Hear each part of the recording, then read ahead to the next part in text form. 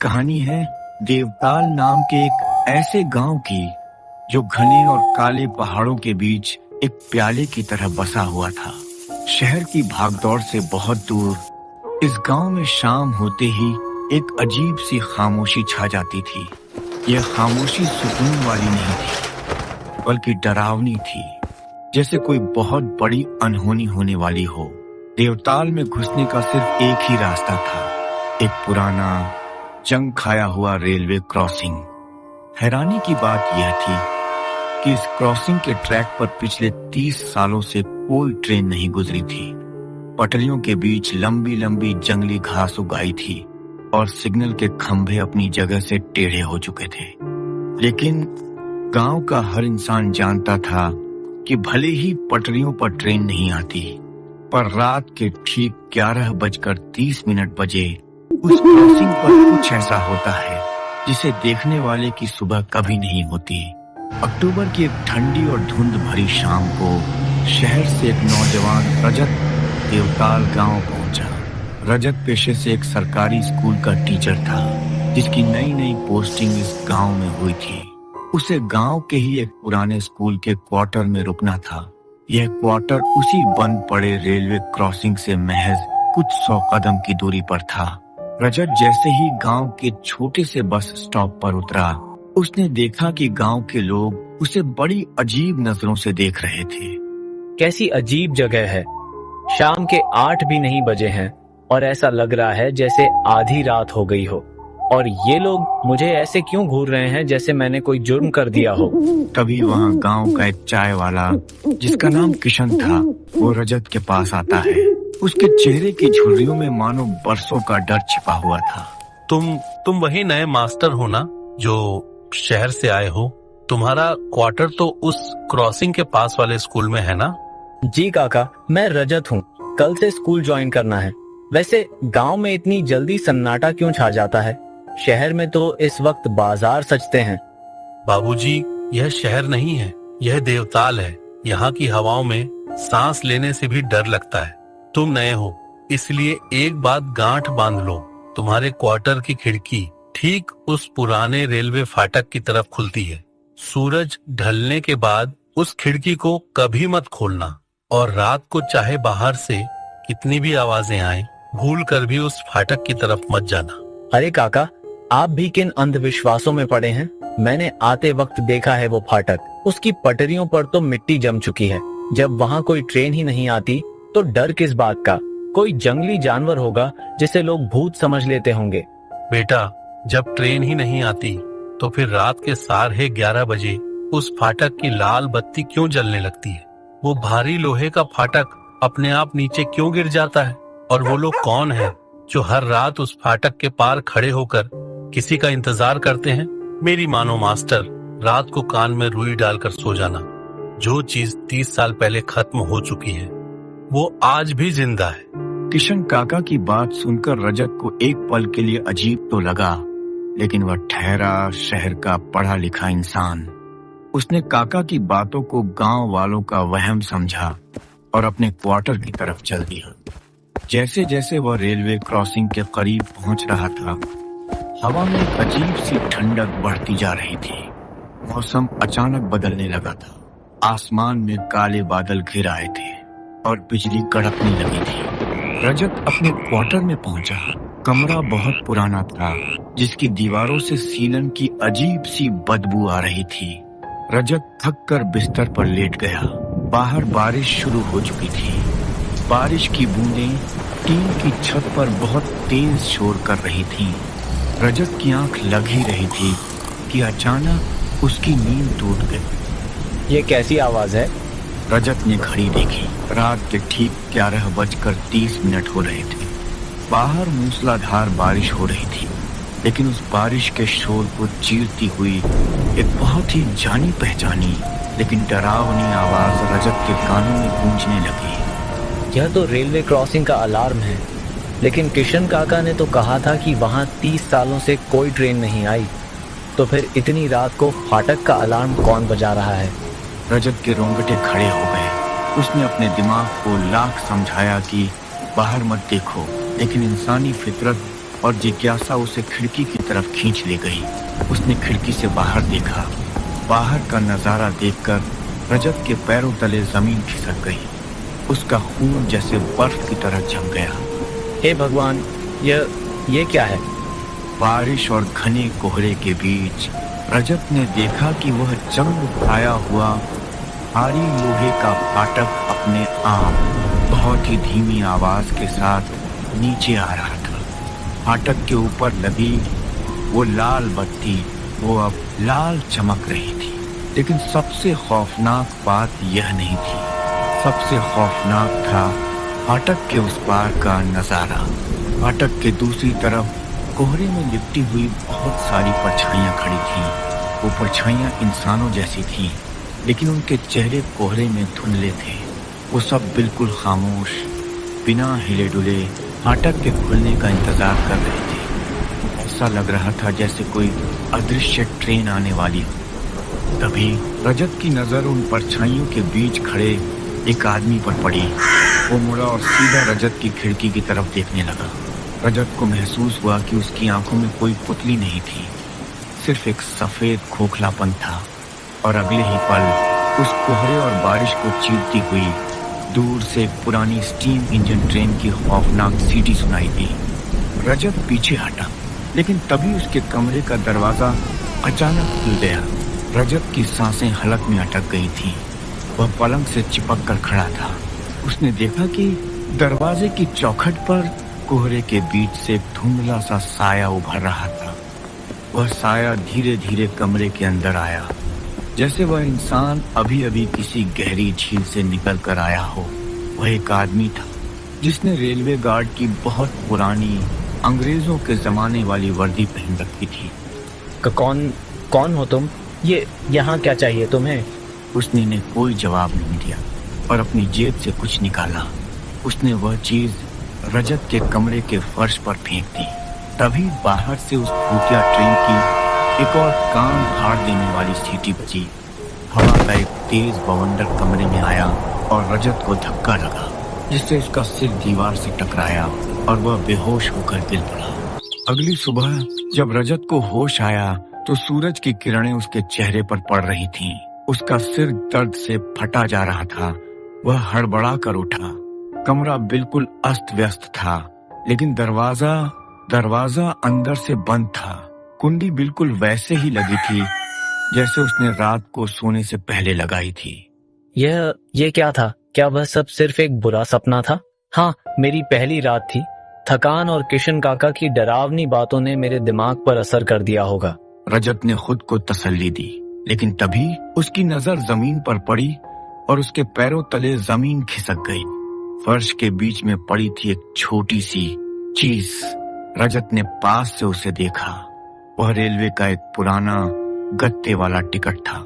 ये कैसा टिकट है? इस पर तो तारीख 20 अक्टूबर 1994 की है और यह लाल रंग से क्या लिखा है? काल एक्सप्रेस वन वे, देवताल से पाताल तक, और पैसेंजर का नाम। रजत की आवाज गले में ही घुट गई। उस 30 साल पुराने आधी जली हुई टिकट पर जो नाम लिखा था, वह नाम था रजत। रजत का दिमाग सुन्न पड़ गया था।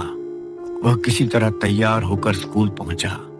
देवताल का वह सरकारी स्कूल भी किसी खंडहर से कम नहीं लग रहा था। अजीब बात यह थी कि स्कूल के बच्चे बहुत शांत थे। कोई खेल नहीं रहा था, कोई शोर नहीं मचा रहा था। सारे बच्चे बस अपनी अपनी जगह पर बैठे हुए उस रेलवे क्रॉसिंग की तरफ एकटक घूर रहे थे। रजत सीधा स्कूल के हेडमास्टर विद्याधर के ऑफिस में गया। विद्याधर एक बहुत ही उम्रदराज सख्त इंसान थे। सर, मुझे यह गांव छोड़ना है। मेरा ट्रांसफर वापस कर दीजिए। यह जगह इंसानों के रहने लायक नहीं है। रात को उस क्रॉसिंग पर मैंने कुछ बहुत डरावना देखा है। बैठ जाओ मास्टर रजत। शहर के लोगों का दिल बहुत कमजोर होता है। मैंने तुम्हें पहले ही चेतावनी दी थी कि यह गांव सामान्य नहीं है। क्या देखा तुमने रात को? क्या फाटक अपने आप गिरते हुए देखा? सिर्फ फाटक गिरते नहीं देखा सर। एक सड़ा हुआ गार्ड मेरे कमरे में आया था, दरवाजा बंद होने के बावजूद, और उसने मुझे यह दिया है। रजत ने अपनी जेब से वह आधा जला हुआ बदबूदार टिकट निकालकर हेडमास्टर विद्याधर की टेबल पर रख दिया। टिकट को देखते ही विद्याधर का चेहरा किसी मुर्दे की तरह सफेद पड़ गया। उनके हाथ बुरी तरह कांपने लगे, जैसे वो कोई टिकट नहीं, कोई जहरीला सांप हो। नहीं नहीं, यह नहीं हो सकता। ये टिकट तुम्हारे पास कैसे आया? हे भगवान, उन्होंने तुम्हें चुन लिया है। काल एक्सप्रेस का बुलावा आ गया है। क्या बकवास है यह काल एक्सप्रेस? मुझे साफ साफ बताइए सर, यह मेरा नाम इस 30 साल पुराने टिकट पर कैसे आ सकता है? यह कोई बकवास नहीं है रजत, यह इस गांव का वो काला सच है जिसे हम हर रात उस क्रॉसिंग पर जीते हैं। बात 20 अक्टूबर 1994 की है। उस रात भी ऐसी ही मूसलाधार बारिश हो रही थी। देवताल से होकर गुजरने वाली आखिरी ट्रेन पैसेंजर 404 पाई आशार आ रही थी, लेकिन उस रात रेलवे क्रॉसिंग का गार्ड शराब पीकर सो गया। उसने फाटक नहीं गिराया और न ही लाल बत्ती जलाई। उसी वक्त पहाड़ों से एक बड़ा लैंडस्लाइड, भूस्खलन हुआ और पटरियां टूट गईं। अंधेरे में ट्रेन के ड्राइवर को टूटी हुई पटरियां नहीं दिखी। पूरी की पूरी ट्रेन अपने 150 मुसाफिरों के साथ पटरियों से उतरकर देवताल की उस गहरी काली झील में समा गई। कोई नहीं बचा रजत, कोई नहीं। पानी इतना गहरा और दलदली था कि ना तो ट्रेन का इंजन कभी बाहर निकाला जा सका, ना ही उन अभागे मुसाफिरों की लाशें। तो क्या वो सब? हाँ रजत, उन लोगों की आत्माएं आज भी उस दलदल में फंसी हैं। उन्हें लगता है कि उनकी ट्रेन अभी भी चल रही है। हर रात 11:30 बजे वो अपनी ट्रेन का इंतजार करने उस फाटक पर आते हैं, और वो गार्ड आज भी अपनी गलती सुधारने के लिए हर रात वो फाटक गिराता है। लेकिन सबसे खौफनाक बात यह है कि वो ट्रेन हर साल अपना एक नया मुसाफिर चुनती है। जिसे भी ये टिकट मिलता है, अगली रात वो ट्रेन उसे हमेशा के लिए अपने साथ उस काली झील के पाताल में ले जाती है। रजत के पसीने छूट गए, उसके हाथों की नसें तन गईं। वह अपनी कुर्सी से उठा और पीछे हटने लगा। नहीं, मैं आज ही अभी इसी वक्त यह गांव छोड़कर जा रहा हूँ। मैं उस मनहूस ट्रेन का मुसाफिर नहीं बनूंगा। तुम कहीं नहीं जा सकते रजत, बाहर जाकर देखो। बीती रात की बारिश ने देवताल को शहर से जोड़ने वाला इकलौता पुल तोड़ दिया है। अब तुम इस गांव में कैद हो और आज रात तुम्हारी ट्रेन का समय है। रजत ने बाहर देखा। विद्याधर सच कह रहे थे। गांव के बाहर जाने का रास्ता पूरी तरह पानी में डूब चुका था। रजत चारों तरफ से मौत के जाल में घिर चुका था। अब उसके पास सिर्फ कुछ घंटे बचे थे। सूरज तेजी से ढल रहा था और देवताल की वो खौफनाक शाम रजत की आखिरी शाम बनने वाली थी। देवताल गांव पर शाम का अंधेरा अब एक कफन की तरह बिछने लगा था। आसमान का रंग गहरा मटमैला हो चुका था। स्कूल के हेडमास्टर की बातें सुनने के बाद रजत के अंदर मौत का खौफ बैठ गया था। पुल टूट चुका था, भागने का कोई रास्ता नहीं था। रजत बदहवास हालत में स्कूल से बाहर भागा। उसे समझ नहीं आ रहा था कि वह क्या करे। उसकी नजर गांव के उस इकलौते चाय वाले किशन काका पर पड़ी, जो अपनी चाय की दुकान जल्दी जल्दी बंद कर रहे थे। उनका चेहरा डरा हुआ था, जैसे उन्हें पता था कि आज रात गांव में मौत का तांडव होने वाला है। काका रुकिए, आपको मेरी मदद करनी होगी। मुझे पता चल गया है उस टिकट और उस ट्रेन के बारे में। मुझे बचाइए काका, मैं मरना नहीं चाहता। किशन काका ने डर कर अपने चारों तरफ देखा। उनकी आंखें खौफ से फटी जा रही थीं। रजत के पास आते हैं। चुप रहो मास्टर, वो सुन लेंगे। हवाओं के भी कान होते हैं यहाँ। तुमने वो टिकट ले लिया है। अब तुम्हारा इस गांव से जिंदा जाना नामुमकिन है। आज रात 11:30 बजे वो गार्ड तुम्हें लेने तुम्हारे कमरे में आएगा और तुम्हें उस काल एक्सप्रेस में बैठाकर हमेशा के लिए झील के पाताल में खींच लेगा। तो क्या कोई रास्ता नहीं है? क्या मुझे चुपचाप अपनी मौत का इंतजार करना होगा? कोई तो तरीका होगा उस श्राप को तोड़ने का। किशन काका कुछ देर खामोश रहे। उनके चेहरे पर एक अजीब सी कश्मकश थी। फिर उन्होंने एक गहरी ठंडी सांस ली और ऐसी बात बताई जिसने रजत के रोंगटे खड़े कर दिए। एक रास्ता है, लेकिन वो मौत से भी ज्यादा डरावना है। वो टिकट जो तुम्हारे पास है वो उस ट्रेन का बुलावा है। जब तक वो तुम्हारे पास रहेगा वो गार्ड तुम्हें ढूंढ लेगा। तुम्हें वो टिकट वापस करना होगा, लेकिन उस गार्ड को नहीं, बल्कि उस काली झील को जहां वो ट्रेन डूबी थी। तुम्हें रात 11 बजे यानी फाटक का अलार्म बजने से ठीक आधे घंटे पहले उस जंगल को पार करके काली झील तक जाना होगा। वो टिकट उस काले पानी में फेंक देना। लेकिन एक बात याद रखना मास्टर, झील का पानी शापित है। जब तुम वो टिकट फेंकने के लिए पानी के करीब जाओगे तो पानी तुम्हें अपनी तरफ खींचेगा। पानी के अंदर से तुम्हें वो आवाजें सुनाई देंगी जो तुम्हें सबसे ज्यादा प्यारी है। तुम्हें उन डूबते हुए लोगों के चेहरे दिखाई देंगे। लेकिन चाहे कुछ भी हो जाए, भूल कर भी उस पानी के अंदर मत देखना। अगर तुमने पानी में आंखें मिला ली तो टिकट बाहर रह जाएगा और तुम अंदर चले जाओगे। किशन काका यह कहकर वहां से घने अंधेरे में गायब हो गए। रजत अकेला खड़ा रह गया। समय तेजी से बीत रहा था।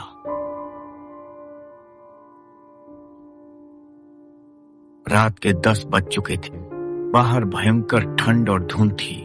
रजत के पास कोई टॉर्च या लालटेन नहीं थी। उसने तय किया कि वह खाली हाथ सिर्फ चांद की धुंधली रोशनी के सहारे उस जंगल को पार करेगा। रजत ने जंगल की तरफ कदम बढ़ाया। गांव के पीछे का वो जंगल किसी कब्रगाह से कम नहीं था। पेड़ इतने ऊंचे और मुड़े हुए थे जैसे वो किसी इंसान के कंकाल हों जो हवा में हाथ फैलाए खड़े हों। रजत जैसे जैसे जंगल के अंदर जा रहा था, सन्नाटा और गहरा होता जा रहा था। वहां ना तो कोई झिंगुर की आवाज थी, ना ही कोई जानवर। सिर्फ रजत के कदमों की आवाज और उसके पीछे चलने वाले किसी अनजान के कदमों की आहट। कौन है वहां?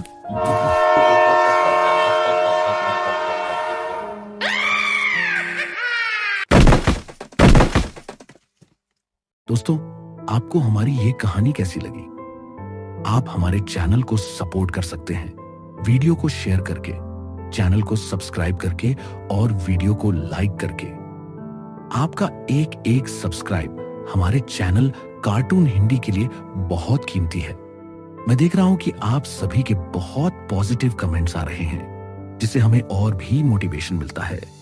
हम अपनी पूरी कोशिश करते हैं कि आपके लिए ऐसी कहानियां बनाएं जो एक अच्छी सीख दे और दिल को छू जाए। टीम कार्टून हिंदी हमेशा आपका दिल से आभारी रहेगा। मिलते हैं आपसे एक नई वीडियो में। तब तक के लिए जय हिंद, जय भारत।